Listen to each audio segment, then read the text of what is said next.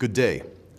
Proud to have today Jim Walsh, Global Business General Manager for GE Intelligent Platform Software and Services Group. How are you doing today, Jim? Hey, good, Craig. How are you?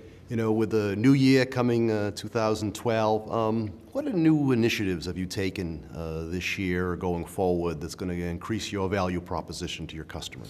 You know, I would say a couple of things specifically that we started in 2011 that will have some impact this year in 2012. The first of which is we've continued to invest very aggressively in our business, in our processes, in our technology, in our people.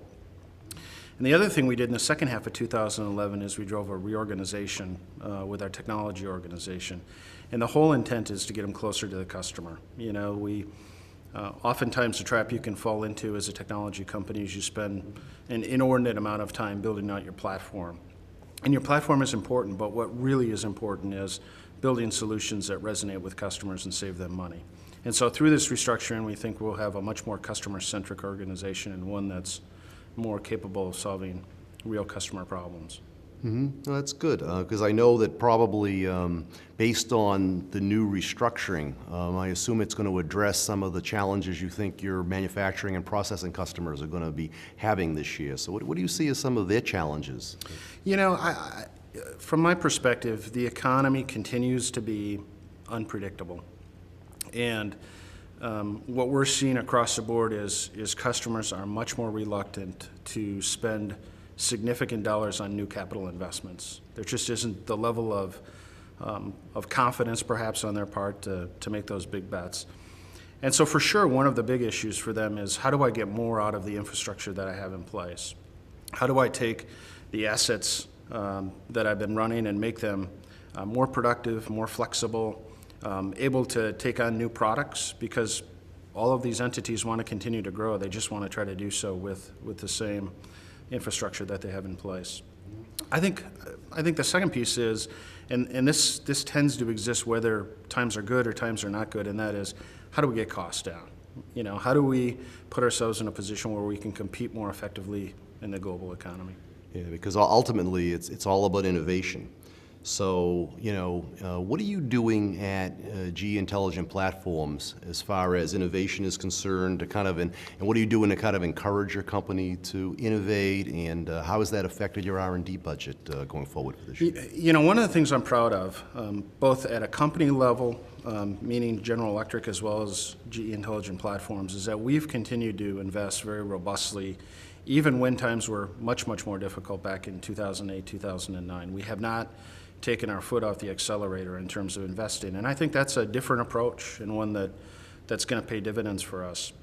I think, you know, within our business segment, the big issue for me is I don't want to innovate for the sake of innovating. I want to innovate in a way that's very customer-centric. And I think by doing so, by, again, back to this restructuring, getting our organization closer to our customers, we're innovating to an end. We're innovating towards really helping them meet their biggest challenges, and we're seeing that pay great dividends. And we know a lot of those challenges comes around the issue of regulatory compliance, which I know is a huge issue for all your manufacturing and processing customers. Yeah. So what are you doing at GE Intelligent Platforms to kind of help them meet their regulatory requirements? You know, I'm going to sound a little bit like a broken record here, but by being close to customers, we've got a much, much better sense in terms of what are not only the regulations, but the most important regulations that they're struggling to meet. And it helps us bring those ideas back into our technology organization, helps us drive our new product introductions to go very directly at helping customers, in fact, meet those regulations. I think, you know, you take a look at a product that we have like Workflow, where it's all about how do you take variability out of how customers execute. And I think that really is the key in terms of ensuring that a customer stays compliant. Understand the regulation, understand their needs, and give them the tools to help take variability out of the mix. Yeah, you know, it's interesting because one of the things that all your customers have to go through is to calculate the return on investment, return on assets for any time that they spend so much as a dollar on an automation solution. So what do you do to kind of adjust your value proposition so you can kind of help your customers come up with those calculations? Well, I mean, you bring up a great point. It has changed materially in the last few years even in terms of hurdle rates and the analysis that goes into making buying decisions. You know, what we've done is really two things. The first of which is we've created a journey, in fact, that we call the Operational Excellence Journey. That really is a prescriptive map for our customers to be able to not try to eat the elephant in one bite, but rather take bite-sized chunks throughout this journey, and in so doing, generate return on investment that helps finance subsequent initiatives. And so, you know, the only way that we're going to survive, the only way we're going to prosper in this kind of economy is you've got to give customers the opportunity to take bite-sized chunks, generate a return on investment, and again, use those returns to help finance the next step in the journey. Yeah.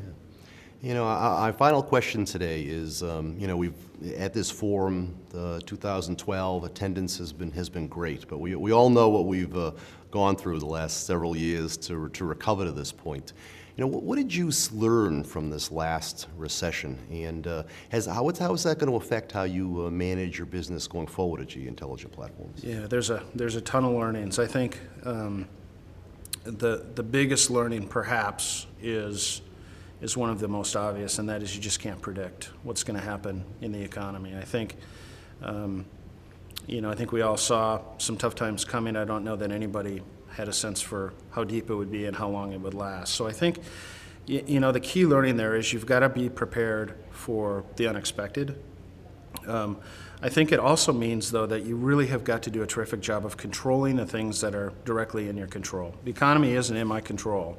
What is in my control is how I deploy resources, how I deploy assets, where we make investments. And, you know, a lot of the strategy that you've heard me talk about in the prior few minutes is really based on those foundations. Well, thank you very much, Jim. It was a pleasure talking with you today. My pleasure. And this is Craig Resnick coming from the AIR-C Orlando 2012 Forum. Thank you very much and have a great day.